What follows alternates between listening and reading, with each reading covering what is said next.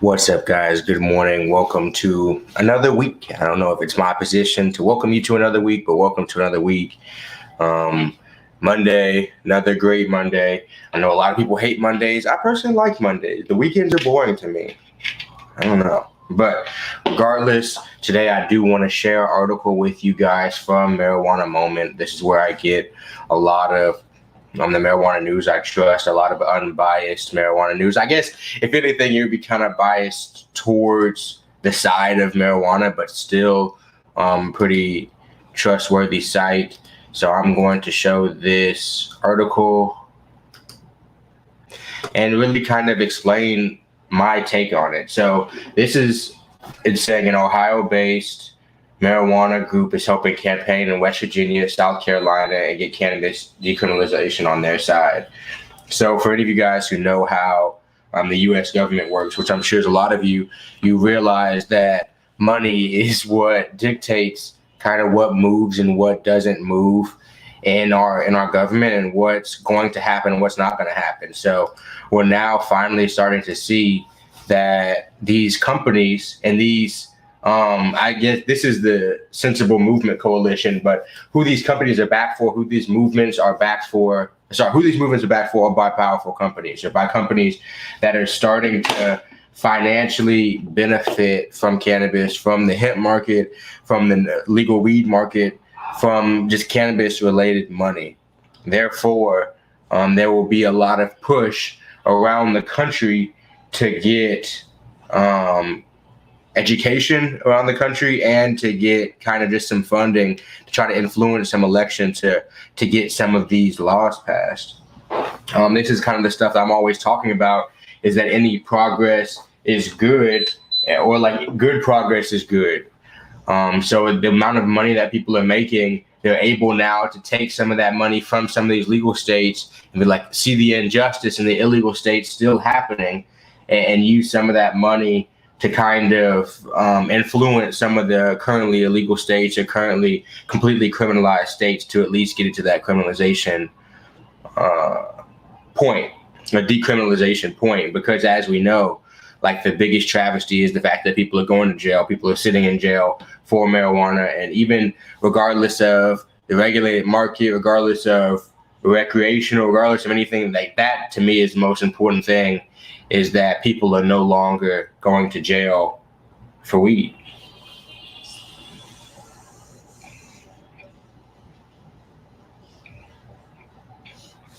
CMC's multi-state effort is a separate group from Ground Game Texas, which is another influencing kind of action committee, if you will, that is helping move into Texas. And then it's talking about how it's going all over the country. That's my point of this video, is that this movement is getting stronger.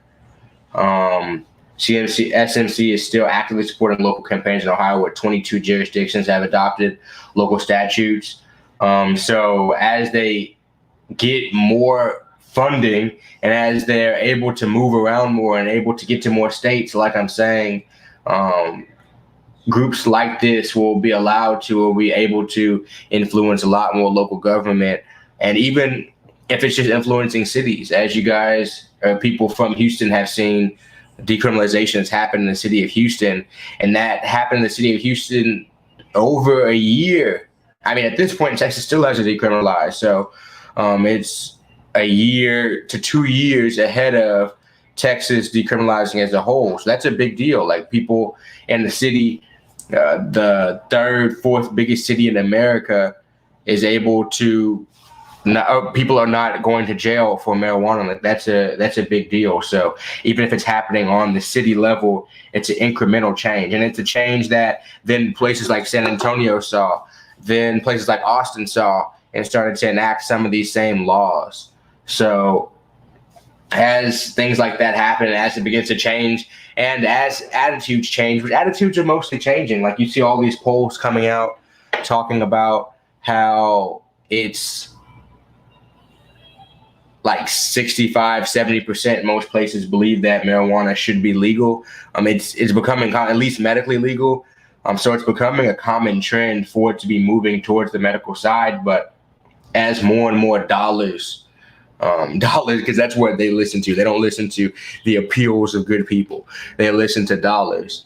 So as dollars increase in states like Ohio, or in states that are growing their medical and recreational marijuana like foundation, it'll happen. In Texas, all the money that was made off of Delta 8 helped fund them keeping Delta 8 legal in the long run.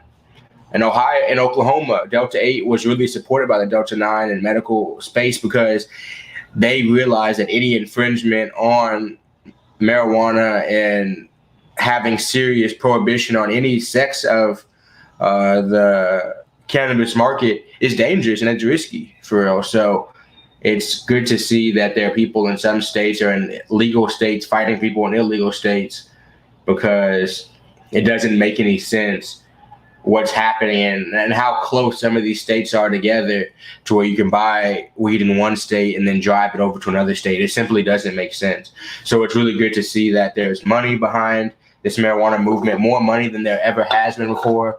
And so even if it's not the people in this picture that you're seeing, they're kind of like the actors who are doing the good work, but there have to be people behind them funding them to be able to get to these different counties, to be able to get to these different cities, to be able to get to these different states. So positive movement, guys, for sure. Exactly, Kwame. And if the money does lead people to legalization, it's not going to be too hard. And a lot of people, we don't know what to do. I don't know who to go talk to. I know they say you can email, send fucking mail to your governor or whatever, but I don't know who to exactly talk to. But if there's people who have connections, who have money and can do it, and then we can just get. I remember last summer during all the civil rights injustice movements and all that type of stuff, there were tons of like lists being passed around to sign and stuff like that. And if those type of movements can happen in the cannabis market, it can happen even faster, because it's in the best economic interest of most of these places to allow marijuana to exist for real. And it's just taking people to kind of bring it to the forefront for people to understand that.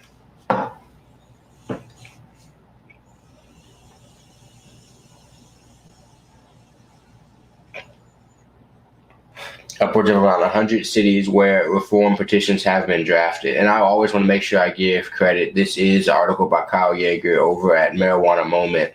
They definitely stay up to date with marijuana news. I know a lot of people, though, really don't read articles. I'm one that I'd rather watch a video as well. So I try to take some of this information and break it down a little bit for you guys.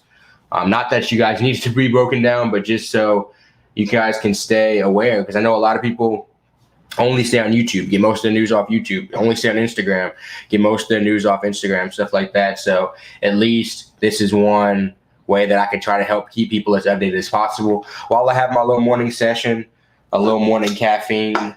Just talk to you guys before I go work out.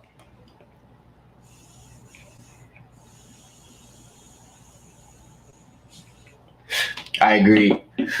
I completely agree. Be the change. I did a video about that on my personal channel the other day about how marijuana was a term that was used because it sounded Spanish and they wanted to make it seem like a scary drug. But at the same time, I have to kind of look at it from what the current position is or why they're currently using it. I don't think they're currently using it as a derogatory term in the exact same way. Like a lot of people with like Christmas or Easter, like the original etymologies of those words a lot of times aren't really as religious as people want to make them seem, or as at least Christian religious people want to make them seem. But in the modern day world, Easter means this. It doesn't mean some type of old time pagan rituals and stuff like that. So in that exact same token, about like 90 years ago, I do understand the word marijuana was created as a derogatory term, but I'm not sure that today it's still seen as a derogatory term. So I don't have too much, and the name's kind of catchy, Marijuana Moment. I get it. So I guess, but I understand exactly where you're coming from. how marijuana was used as a tool, or the word marijuana is used as a tool to make it scary for people. But at this point, if that's how people want to take it, that's kind of just, I guess, how they want to take it. And War Eagle, I'm sure, Delta 8 is definitely a lot of people. And in legal states, there are a lot of people who like Delta 8, especially the edibles, more than they like the Delta 9, just because the effects. It's just a whole different product. And there's nothing wrong with liking different products, regardless of whether it's stronger. I think it's more consistent. And obviously, depending on how much you eat, it can be stronger. But I like the consistency most of all, that the Delta 8 edible allows for you to get a consistent dosing each time, and that I don't feel like I always receive from the Delta 9 edibles for whatever reason.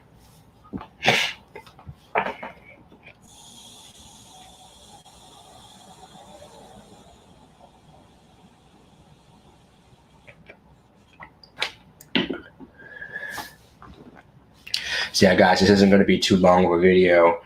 I really just wanted to come on here and let people know about what's happening, because like I like to always say on pretty much every episode that I've been doing like this, in terms of the news episodes and stuff like that, we are currently living in decriminalization. It's no longer really on the way. It's mid happening right now, and it's going to take people talking about it. It's going to take people truly taking a step forward and accepting something that's been demonized for a very long time, not having as big a stigma on it. Sorry about all the ums. I feel like I've said it way too many times because I'm trying to gather my thoughts, but silence is better than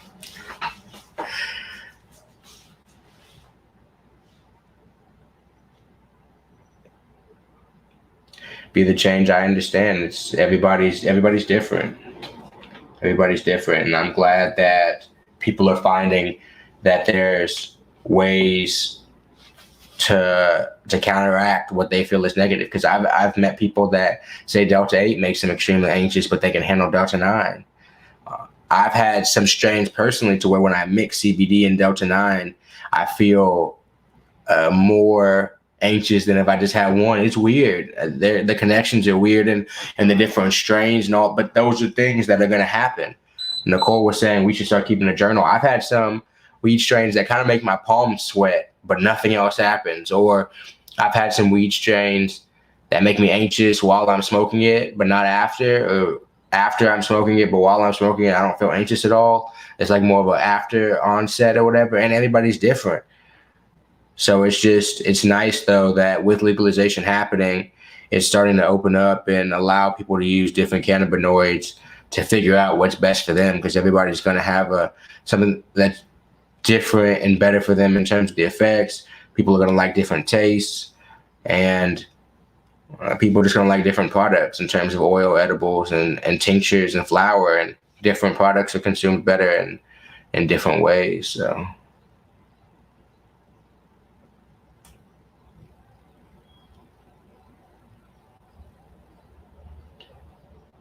Backwards walking,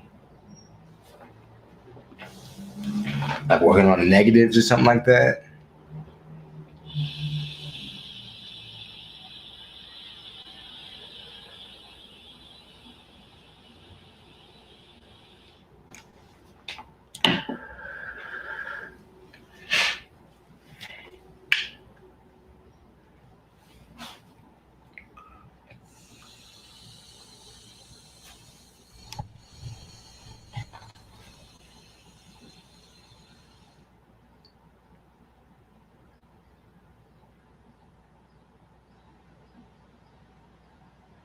Damn, be the change for real.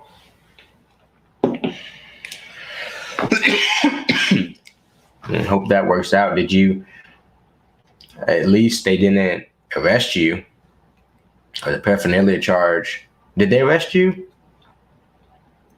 Because the possession charge, I don't know. It depends on where you're at. I got you, Greg.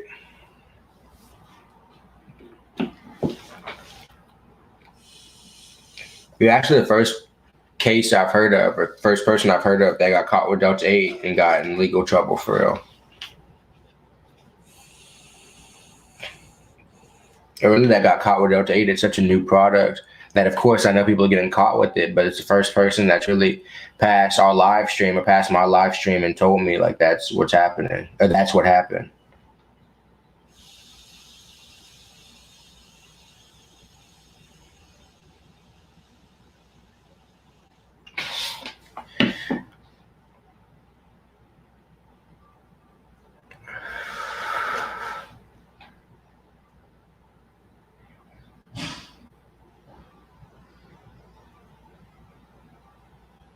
Oh, okay.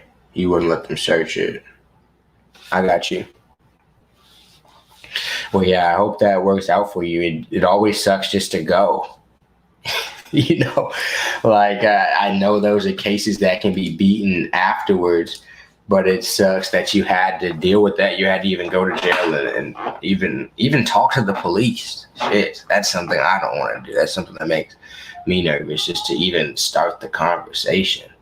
So to have to get dragged all the way to jail and then have to go defend yourself in court over him is that definitely sucks. I'm sorry that happened to you.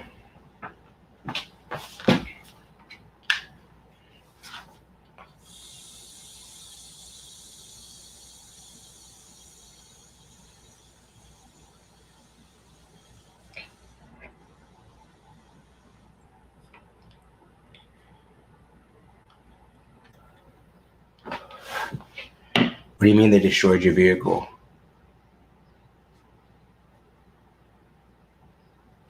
Like they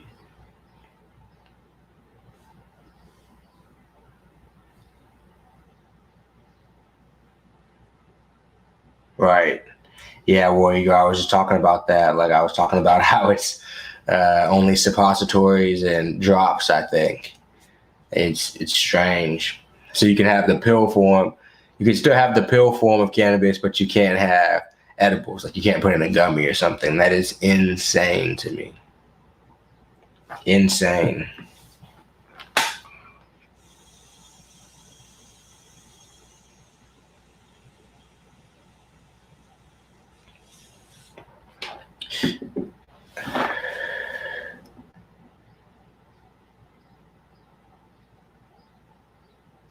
Guys, it's exciting. It's exciting for marijuana to be moving forward. It's exciting that legalization is starting to happen in states that have legal cannabis at this point are starting to move into the illegal states and getting their voice heard and really letting some of these states know. Because I feel like some people have such blinders on that they don't even realize that most of the country has legal cannabis at this point, and it's not negatively impacting really any of those places. There's already been research on whether teen use is up. There's already been research on like the opioid use with it. There's already been research on alcohol use going down alongside it. So for some of these businesses, that's kind of scary, but for the health of the general public, that's definitely a positive. So it's exciting to see things moving in the right direction, even if it's happening. It's actually happening quicker than I feel like most people are thinking it would. But even if it's happening slower for some people than they would like it to happen, it's happening. And we're getting to the point to where cannabis is moving forward. I think what you go, if you're driving, like especially like heavy machinery or something like that, I could see it being reasonable. If you have a lot of people's health at risk or lives at risk, because I can see it. The problem with cannabis, and I've talked about this so many times before, is that there's not an immediately blood marijuana cannabis level tracker that we know that this is a safe amount. It would have to be zero, and so with alcohol, if they're under that legal limit, like they could be okay. There is no legal limit yet for cannabis to know that that's okay to operate something. So I can definitely see drug testing for operating machinery and stuff, but some office job where you push pencils all day long, hell no, that's insane.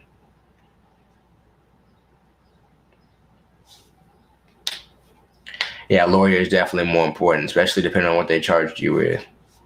That's fucked up, be the change for real. That's actually really fucked up. They are they tax us people that don't have a ton of money like bad. Yeah, as long as it's a reasonable limit, because you never know.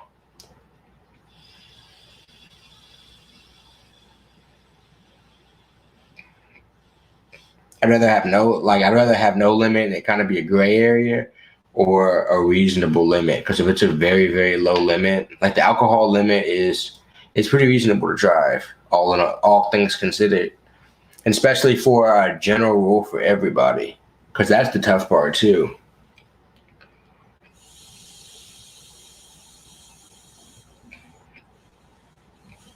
For everybody, like it's different. Because even what your percentage is in your body, what people can handle is so different. But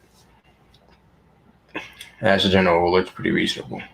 It's one of those things for the alcohol that you want to be better on the safer side, because it's dangerous to drive drunk.